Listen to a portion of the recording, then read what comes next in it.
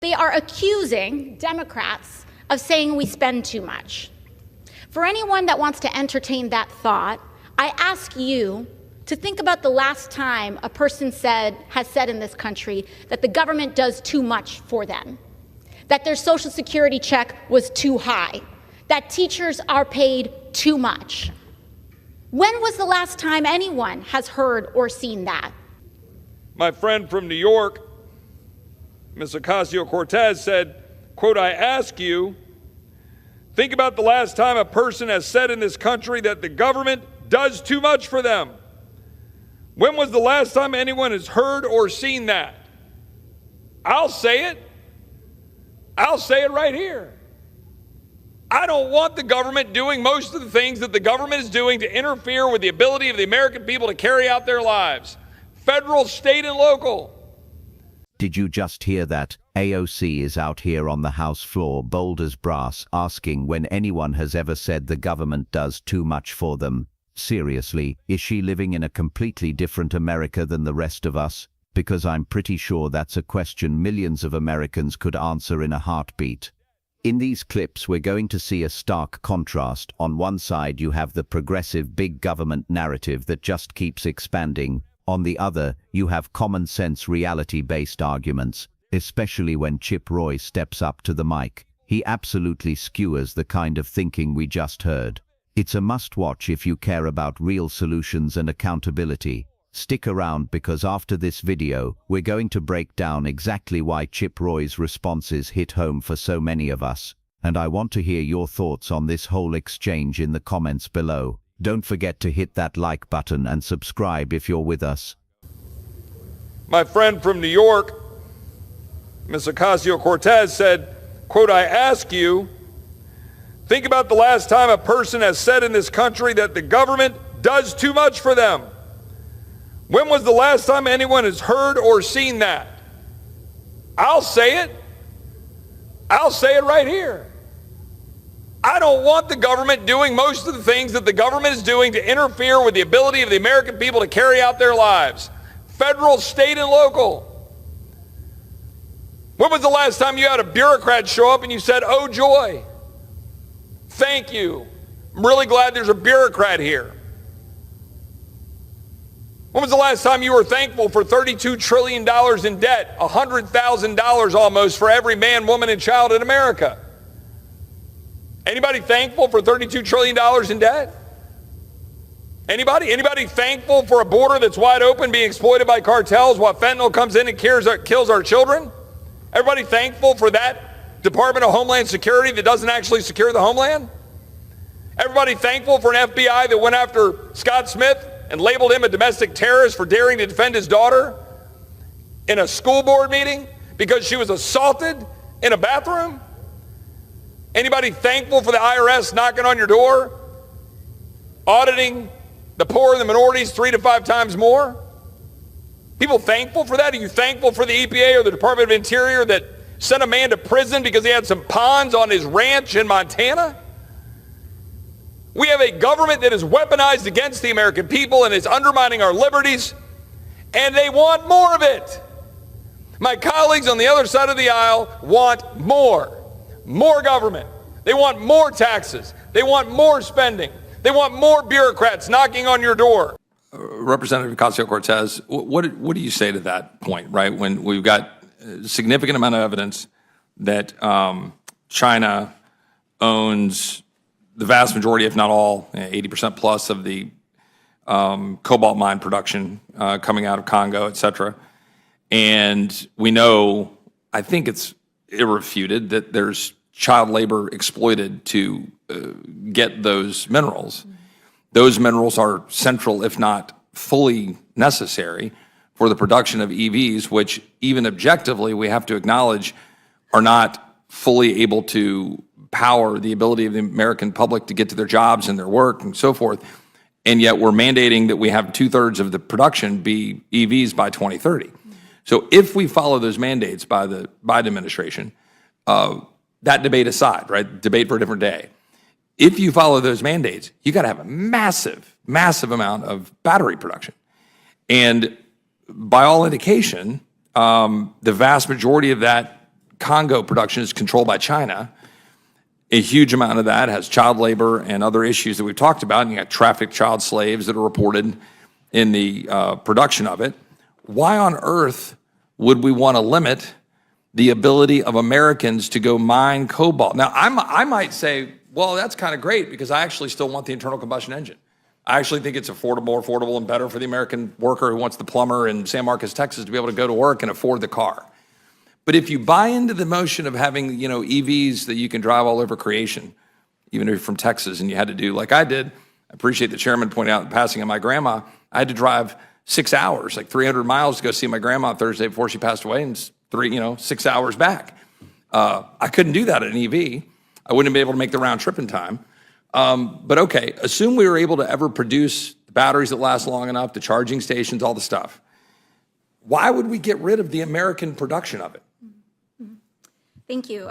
There are several different components to your question. I want to make sure that I address them. First and foremost, on the issue of child exploitation, child labor, I think it is the role of the United States for us to push back forcefully on this production, and not just in the production of energy, but across the board. We see this in textile production, energy production, cobalt mining. It is horrific, and we need to make sure that our sources do not include child labor. But to get to the core of the question, too, on the China front, is that I find it interesting that there is this concern about Chinese ownership of minerals, and it is legitimate. However, the response to that seems to be deregulation specifically for companies that are largely Chinese-owned here in the United States. These companies are subsidiaries where the benefit of what we are deregulating here, and I'll give you a specific example. I would be remiss not to mention that the minerals produced specifically at the proposed Twin Metals mine that is implicated in this legislation would most likely be shipped to China for refining and smelting to be sold on the global market. These are not American-owned companies that American mined minerals would be going to. And so if your concern is the Chinese predominance of ownership in the mining market, I would be very concerned about passing this legislation. So that, I think, on the China piece there. And lastly, on the meeting our targets and mining cobalt, I think it's a false choice to say that in order for us to mine cobalt, we either have to destroy some of the most sacred lands in the United States or rely on child labor. There's responsible mining in the United States that is available to us. But secondly, I also find it interesting that the majority presently pushes back against battery recycling, which would allow us to open the path to reducing our reliance on mining in general. There is enormous potential in recycling many of these EV batteries, but we have not made the investments or the shifts necessary in order to unlock that so that we can reduce our reliance on solely mining as the only source of battery. Thank you. Well, I appreciate that. Before I give my colleague a chance to respond, as I think he probably wishes to, I would only note that happy to have a conversation about restricting Chinese ownership of any number of corporate activities in the United States, or ownership of farmland, or ownership of land near military bases, or frankly, ownership of meat packing, production, including mineral production and so forth. A significant reason why it would be mined here and shipped back is because they've got all the production facilities, because they've been building and mining these, because they've got the resources to do that. And here we've got the God-given benefit in America being able to produce very clean burning natural gas, very efficient ability to have automobiles that have an internal combustion engine, which are basically fractionally about 1.5% of the CO2 production when you compare it to what we're producing in China, as the gentleman noted, where they've got 1,100 coal-fired plants burning in China, and we have 250, and they're building 2 a week, and we're building none. And yet we're building no nuclear plants except for the Georgia plant that was finally put online 45 years after it was permitted by the Nuclear Regulatory Commission. So I think if we're going to be serious about it, we can't say, I just don't accept the premise that the sort of general notion of, well, we got to push back on the child labor. Well, I mean, we're going to use that child labor unless we find a supply right now, because the Biden administration has put their foot on the gas to say we must have EVs in 2030 at the extent of 2/3 of our entire production line. So Toyota's not a Chinese owned company. But Toyota has a massive production facility in San Antonio, tells me that they will largely have to put their entire assembly line starting next year into EVs pretty much only because they can't financially afford to do otherwise with these mandates on the tailpipe rule, which will be shutting down the internal combustion engine production of the Toyota vehicles. No Chinese ownership there because that's where they are, which will then mandate the EVs, driving up the price of those vehicles. And then they got to go figure out how to get the batteries and get the production. I know the gentleman seemed like he wanted to jump in on that, and so I'd like to give him a chance to respond. I appreciate the opportunity to respond. So many things to talk about here, and I agree with the assertion that we don't have the refining and the smelting capacity in the U.S., but that's self-imposed. You go back to 1995, we produced 3 times the copper of China, and today they produce 11 times more copper than us. They have 50 smelters, and we have 2.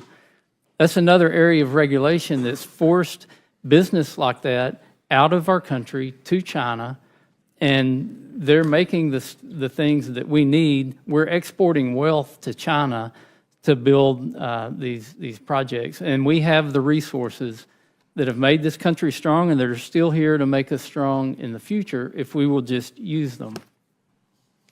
Well, I appreciate the gentleman. I will, in the interest of time, yield back. I know there's other issues here. I would just push back on the general notion that these aren't important pieces of legislation. I mean, dealing with figuring out how we're going to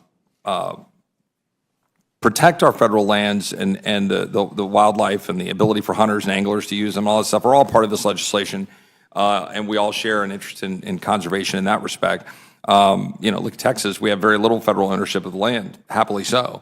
But where we have federal lands, we ought to try to manage it appropriately for good stewardship for multiple generations, including production and AMWR, which is a tiny, tiny fraction of the footprint of the entire state of Alaska. Lots of studies about wildlife benefits and so forth. But we'll put that aside for a different day, and I'll yield back my time. Let's just get right to it. That entire exchange was a masterclass in the difference between DC political fantasy and American reality. AOC starts by asking who could possibly think the government does too much. It's so out of touch, it's stunning. She might as well be asking who thinks water is wet, and that's why Chip Roy's response was so powerful. When he stepped up and said, "I'll say it," he was speaking for every single one of us who's ever dealt with the IRS, filled out a ridiculous government form, or watched our tax dollars get flushed down the toilet. He wasn't just talking about spending, he was talking about the weaponization of government, the FBI targeting parents, the EPA crushing ranchers. That's the too much she pretends doesn't exist. But the second half, the debate on EVs, is where the hypocrisy truly shines. Roy lays out an undeniable brutal truth. The radical push for EVs directly fuels a supply chain that runs through Chinese-controlled mines in the Congo, a place notorious for using child slave labor. That's not a talking point, that's a fact.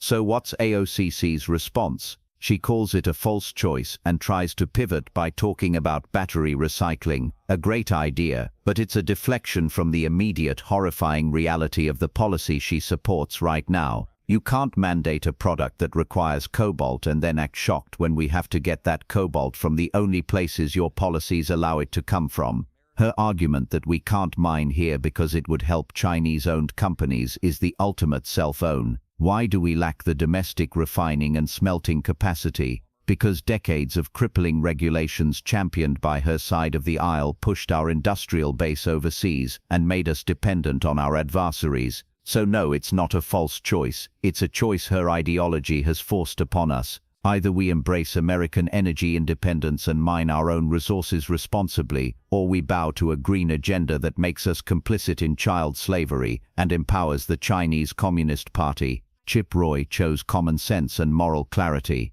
It's a shame the same can't be said for everyone in that